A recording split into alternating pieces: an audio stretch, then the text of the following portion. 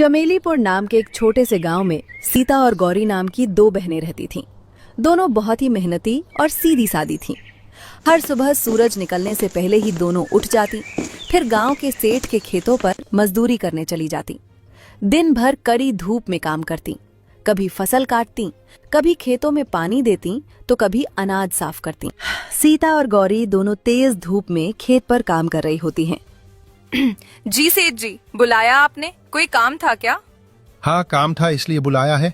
सुन लो ध्यान से, कल से तुम दोनों खेत पर काम करने मत आना। लेकिन सेठ जी, ऐसा क्यों कह रहे हैं आप? हमने तो हमेशा पूरी मेहनत से काम किया है। हमसे कोई गलती हो गई क्या? अरे नहीं नहीं, तुमसे कोई गलती नहीं हुई है। बात कुछ और है। देखो, अब गर्मी का मौसम शुरू हो गया है। इतनी तेज धूप में खेत पर काम करवाना मेरे बस की बात नहीं है। इसलिए मैंने सोचा है कि कुछ दिनों के लिए खेत का काम बंद कर दूं। लेकिन सेठ जी, आप हमें पहले ही बता देते तो हम कहीं और काम ढूंढ लेते। हम गरीब लोग हैं, हमारा घर तो इसी मजदूरी से चलता है। हाँ सेठ जी, अगर काम ही नहीं रहेगा तो हम घर कैसे चलाएंगे? अरे भाई, अब बता दिया ना, अब तुम लोग कहीं और काम देख लेना। इसमें इतना सोचने वाली क्या बात है? फिर सेठ अपनी जेब से कुछ पैसे निकालता है और उनके हाथ में देते हुए कहता है। रात का समय हो चुका था। चारों तरफ सन्नाटा छा गया था और आसमान में चांद हल्की रोशनी फैला रहा था। गांव के मोड़ पर बनी समोसे वाले चाचा की छोटी सी दुकान के पास जाकर रुक जाती हैं। अरे ओ सीता बिटिया, गौरी, आज तुम दोनों इतनी चुप क्यों हो? और इतनी रात में इधर कैसे आना हो गया? तुम दोनों तो हमेशा हंसते हुए आती थीं, लेकिन आज चेहरे इतने उतरे हुए क्यों हैं? क्या बताए चाचा, आज हमारा दिल बहुत दुखी है। अरे बिटिया, ऐसी क्या बात हो गई? सब ठीक तो है ना? घर में कोई परेशानी तो नहीं? चाचा, सेठ जी ने हमें आज काम से निकाल दिया। क्या? अचानक कैसे निकाल दिया? तुम दोनों तो इतनी मेहनती हो, पूरे गांव में तुम्हारी मिसाल दी जाती है। बस चाचा, उन्होंने कहा कि अब गर्मी का मौसम आ गया है और उन्हें खेत पर काम करवाने की जरूरत नहीं है, इसलिए हमें कल से आने के लिए मना कर दिया। अब हमारे पास कोई काम नहीं है चाचा। समझ नहीं आ रहा घर कैसे चलेगा। हाय रे किस्मत, इस जालिम दुनिया में न जाने क्यों मुसीबतें भी सबसे पहले गरीबों के हिस्से में ही आती हैं। अमीरों को तो कोई फर्क ही नहीं पड़ता, लेकिन गरीब की छोटी सी परेशानी भी पहाड़ बन जाती है।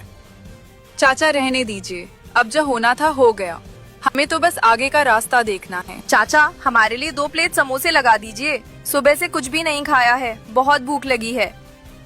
चाचा तुरंत कढ़ाई से गरम गरम समोसे निकालते हैं और प्लेट में रखते हुए कहते हैं। दोनों बहनें दुकान के पास रखी बेंच पर बैठ जाती हैं और धीरे धीरे समोसे खाने लगती हैं। बस बिटिया, तुम्हारे जैसे बच्चों की दुआ से ही ये दुकान चल रही है। अच्छा चाचा, अब हम चलते हैं। रात काफी हो गई है, हमें जल्दी घर पहुंचना होगा। किस रास्ते से जाओगी बिटिया? तालाब किनारे वाले रास्ते से जाएंगे चाचा, वही सबसे छोटा रास्ता है। ये सुनकर चाचा का चेहरा थोड़ा गंभीर हो जाता है। वो कहते हैं। अरे नहीं बिटिया, उस रास्ते से मत जाना, खासकर रात के समय तो बिल्कुल भी नहीं। क्यों चाचा, उस रास्ते में क्या हुआ? लोग कहते हैं कि रात के समय वहाँ कुछ अजीब अजीब आवाजें सुनाई देती हैं। कई लोगों ने वहाँ पर परछाइयाँ भी देखी हैं। इसलिए गांव के लोग रात में उस रास्ते से जाने से डरते हैं।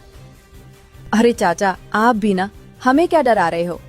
हम गरीब लोगों को इन भूत प्रेतों से डर नहीं लगता। इतना कहकर दोनों बहनें समोसे वाले चाचा को नमस्ते करती हैं और तालाब किनारे वाले रास्ते की तरफ चल पड़ती हैं।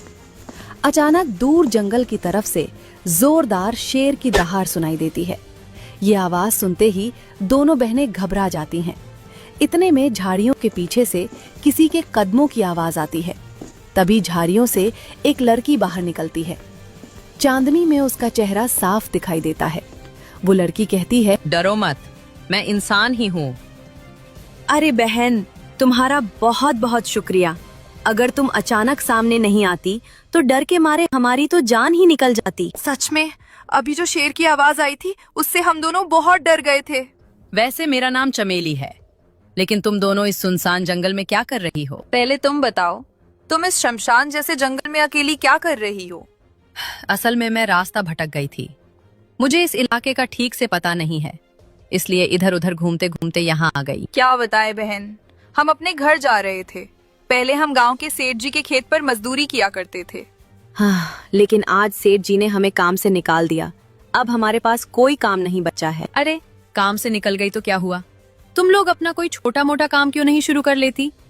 लेकिन हमें आता ही क्या है, हम तो बस खेत में मजदूरी करना जानते हैं। देखो ये बड़ा सा तालाब है ना, इसमें बहुत सारी मछलियां हैं। तुम लोग फिश फ्राई बनाकर बेचो, मछलियां मैं पकड़ कर दिया करूंगी। मुझे मछली पकड़ना बहुत अच्छी तरह आता है। तुम दोनों बस उन्हें साफ करके मसाले लगाकर तलना और बेच देना। दीदी बात तो सही कह रही है ये। अगर हम फिश फ्राई बेचेंगे तो शायद हमारा काम चल सकता है। हाँ, ये तो अच्छा विचार है। हम अपना छोटा सा ठेला लगा सकते हैं। ठीक है बहन, कल से हम तुमसे मछलियाँ लेने आ जाएंगे। इतना कहकर दोनों बहनें चमेली को अलविदा कहती हैं और खुश मन से अपने घर की तरफ चल पड़ती हैं। अगली सुबह सूरज की हल्की हल्की किरणें गांव में फैलने लगती हैं। तालाब के किनारे ठंडी हवा चल रही होती है। चमेली जल्दी उठकर तालाब पर पहुंच जाती है। चमेली मछलियों की टोकरी गौरी को देते हुए कहती है, लो ये सारी मछलियां ले जाओ, आज पहला दिन है, अच्छे से ठेला लगाना। मुझे पूरा भरोसा है तुम्हारा काम जरूर चलेगा। दोनों बहनें गांव के चौराहे पर अपना छोटा सा ठेला लगा लेती हैं। सीता मछलियों को साफ करके मसाले लगाती है और गरम तेल में तलने लगती है। उसी समय वहां से एक आदमी गुजर रहा होता है। अरे वाह, ये कैसी शानदार खुशबू आ रही है। लगता है यहाँ कहीं मछली फ्राई हो रही है। मछलियों की खुशबू तो बहुत ही शानदार है। ऐसी खुशबू तो मैंने पहले कभी नहीं सुनी। जरा एक प्लेट लगा कर दो। सीता जल्दी से गरम गरम मछली फ्राई करती है और प्लेट में सजाकर ग्राहक को दे देती है। ग्राहक जैसे ही पहला निवाला खाता है, उसकी आंखें हैरानी से बड़ी हो जाती हैं। अरे वाह, ये तो कमाल की मछली है। इतनी स्वादिष्ट मछली तो मैंने आज तक नहीं खाई। सच में साहब, आपको पसंद आई? पसंद आई? अरे ये तो लाजवाब है। मसाले भी बिल्कुल सही हैं और मछली भी बहुत ताजा है। बताओ, ये मछलियाँ तुम लोग कहाँ से लेके आती हो, मुझे भी बताओ। अरे नहीं साहब, ये तो हमारा छोटा सा राज है। हमारी खास मछलियाँ हैं। ये बात हम किसी को नहीं बताते। अच्छा, मतलब सीक्रेट रेसिपी है। ठीक है, अब समझ लो कि मैं तुम्हारा रेगुलर कस्टमर बन गया हूँ। मैं रोज यहाँ आकर मछली खाऊंगा। और सुनो, कुछ समय बाद मेरी बहन की शादी है। उस शादी में भी मछली फ्राई तुम ही लोगों से बनवाऊंगा। सच में साहब, ये तो हमारे लिए बहुत बड़ी बात होगी। लेकिन एक बात याद रखना, शादी में भी मछली यही वाली होनी चाहिए। ऐसा स्वाद कहीं और नहीं मिलना चाहिए। आप बिल्कुल चिंता मत कीजिए साहब, हम आपकी शादी में ऐसी मछली बनाएंगे कि सभी मेहमान खुश हो जाएंगे। इतना कहकर वो वहाँ से चला जाता है। धीरे धीरे सीता और गौरी की मछली फ्राई पूरे गांव में मशहूर हो जाती है। सुबह से लेकर शाम तक उनके ठेले के पास लोगों की लाइन लगी रहती है। एक दिन दोपहर के समय जब सीता कढ़ाई में मछली तल रही होती है और गौरी ग्राहकों को प्लेट दे रही होती, समोसे वाले चाचा वहाँ आ जाते हैं। अरे वाह बेटियों, आजकल तो पूरे गांव में तुम्हारी ही चर्चा हो रही है।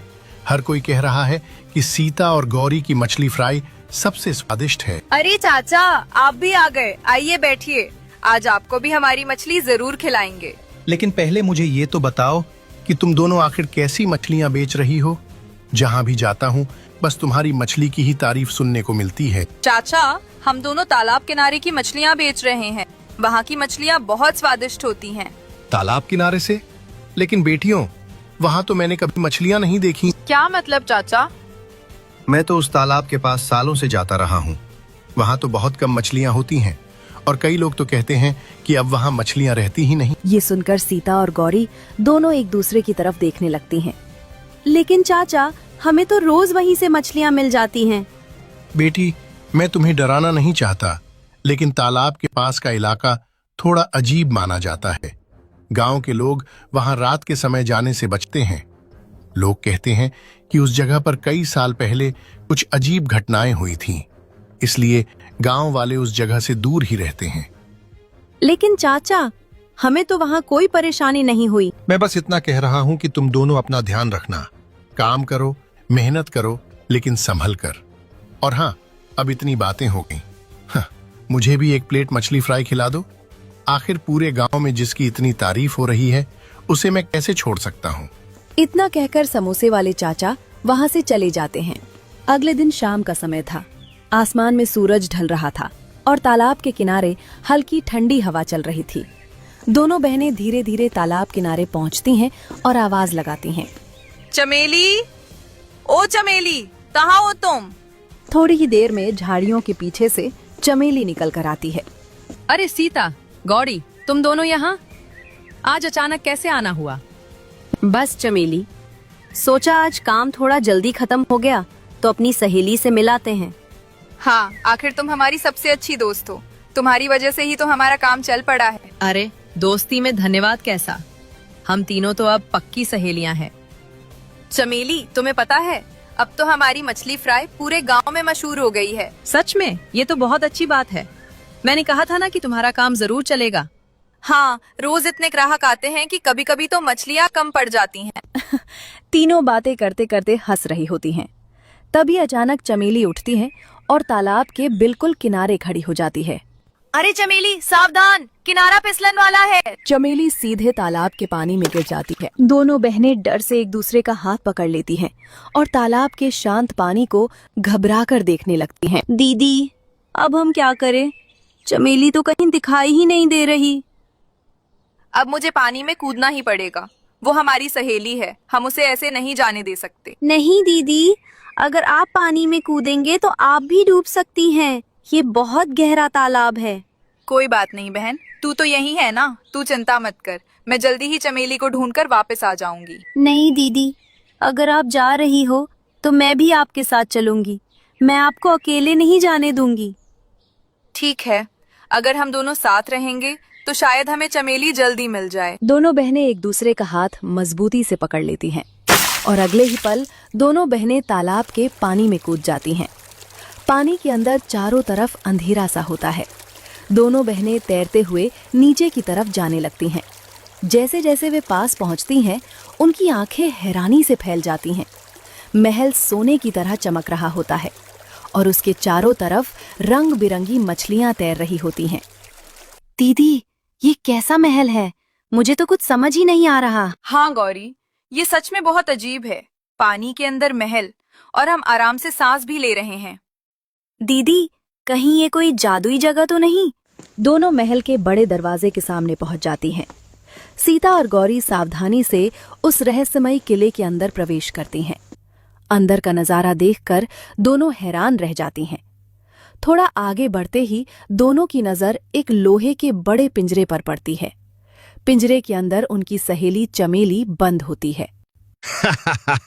अरे वाह चमेली, देखो तो सही, तुम्हारी सहेलियां खुद चलकर यहां आ गईं। अब इन दोनों को भी पकड़कर मैं यहीं कैद कर लूंगा। तुम कौन हो और तुमने हमारी सहेली को इस पिंजरे में क्यों बंद कर रखा है? ये तुम्हारी सहेली नहीं है, ये मेरी गुलाम है और हमेशा मेरी गुलाम ही रहेगी। तुम किसी को ऐसे कैद नहीं कर सकते। तुम्हें शायद पता नहीं है मैं कौन हूं। मैं इस जादुई किले का मालिक हूं। मैं चमेली को गांव में भेजता हूं ताकि वो तुम जैसी लड़कियों को यहां तक ले आए। फिर मैं उन्हें पकड़कर अपने काम में लगा देता हूं। अब तुम दोनों भी यहां से कभी बाहर नहीं जा सकोगी। अब से तुम मेरे पूरे महल की सफाई करोगी और मेरी सेवा करोगी। सीता समझ जाती है कि ये आदमी कोई जादू जानने वाला बाबा है और सीधे मुकाबले से निकलना मुश्किल होगा। इसलिए वो चालाकी से बात करने का फैसला करती है। अगर आपको गुलाम की जरूरत है तो मैं आपकी सेवा करने के लिए तैयार हूँ। इतनी जल्दी मान गई? हाँ, लेकिन एक बात है, पूरे गांव में मेरी बनाई हुई मछलियाँ सबसे ज्यादा मशहूर हैं। अगर आप चाहें तो मैं आपके लिए खास मछली फ्राई बनाकर खिला सकती हूँ। अच्छा, तो जल्दी बनाकर दिखाओ, मैं भी देखूं तुम्हारे हाथ में कैसा जादू है। सीता तुरंत वहां रखे बर्तनों में मछली बनाना शुरू कर देती है। उसे मछलियों के बारे में बहुत अच्छी जानकारी होती है। उसे पता होता है कि किस मछली का कांटा कैसा होता है और कौन सा हिस्सा खतरनाक हो सकता है। वो जानबूझकर एक ऐसी मछली चुनती है जिसका कांटा बहुत तेज और जहरीला होता है। बाबा, आपकी मछली तैयार है। बाबा बड़े शौक से प्लेट उठाता है और जल्दी जल्दी मछली खाने लगता है। जैसे ही वो एक बड़ा टुकड़ा खाता है, अचानक मछली का तेज कांटा उसके गले में चुभ जाता है। उसकी सांस रुकने लगती है और वो जमीन पर गिर पड़ता है। कुछ ही पलों में उसका दम घुट जाता है। सीता को पहले से ही पता होता है कि उस मछली का कांटा खतरनाक है, इसलिए उसने जानबूझकर वही मछली बाबा को दी थी ताकि वो और किसी को नुकसान न पहुंचा सके। तीनों सहेलियां जल्दी जल्दी किले से बाहर निकलती हैं और तालाब के रास्ते ऊपर आ जाती हैं। जब वे पानी से बाहर निकलती हैं तो खुली हवा में सांस लेकर बहुत राहत महसूस करती हैं। इसके बाद सीता, गौरी और चमेली फिर से गांव में अपना मछली फ्राई का ठेला लगाना शुरू कर देती हैं। इस कहानी से हमें यही सीख मिलती है कि अगर दोस्त एकजुट होकर हिम्मत और समझदारी से काम करें तो बड़ी से बड़ी मुसीबत